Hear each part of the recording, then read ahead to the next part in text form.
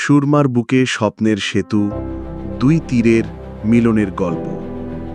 সুনামগঞ্জের ছাতক উপজেলায় সুরমা নদীর ওপর নির্মিত এই সুরমা সেতু।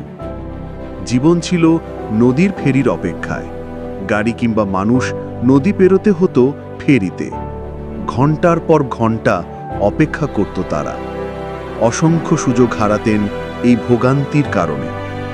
তবে 2023 সালের 19 অক্টোবর সেই দীর্ঘ প্রতীক্ষার অবসান ঘটে। সাবেক প্রধানমন্ত্রী শেখ হাসিনা ভার্চুয়ালভাবে উদ্বোধন করেন সুরমা সেতু, যা এখন দুই উপজেলার মানুষের জীবন ও জীবিকার এক নতুন দিগন্ত উন্মোচন করেছে। 403 মিটার দীর্ঘ ও 15 মিটার প্রস্থের এই সেতু নির্মাণে ব্যয় হয়েছে 126 কোটি 70 লাখ টাকা।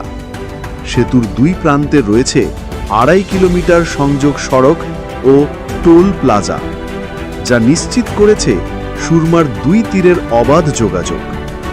বাজনামহল ও নোয়ারাই এলাকায় অবস্থিত এই সেতু গড়েছে সেতু বন্ধন, যা ছাতক ও দোয়ারা বাজারকে সরাসরি যুক্ত করেছে সিলেট, সুনামগঞ্জ এবং ঢাকার সাথে। আজ 5 লক্ষাধিক মানুষের স্বপ্ন সত্যি হয়েছে। দোয়ারা বাজার ও ছাতকের কৃষি পণ্য, মাছ, চুনাপাথর সহ নানা পণ্য সরাসরি সড়ক পথে পৌঁছাচ্ছে সারা দেশে। শিল্পনগরী ছাতকের লাফার্জ সুরমা ও ছাতক সিমেন্ট ফ্যাক্টরিও সেতুর মাধ্যমে পণ্য পরিবহনে এক নতুন বিপ্লবের সাক্ষী।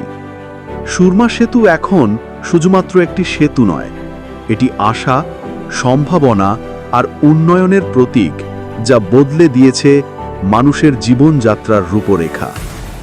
সুরমা সেতু একটি ইতিহাস, একটি পরিবর্তন, একটি পথচলার নতুন নাম।